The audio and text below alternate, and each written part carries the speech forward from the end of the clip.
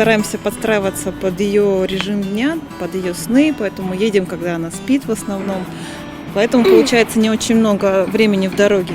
Около 50 километров мы проезжаем как раз из-за нее. Поэтому неплохо себя она чувствует. В дороге даже лучше, чем в городе, потому что свежий воздух постоянный.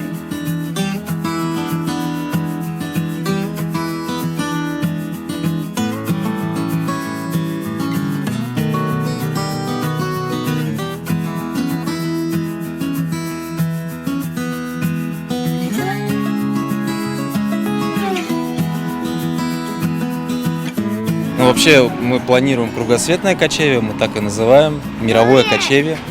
Вот, поэтому только самое начало.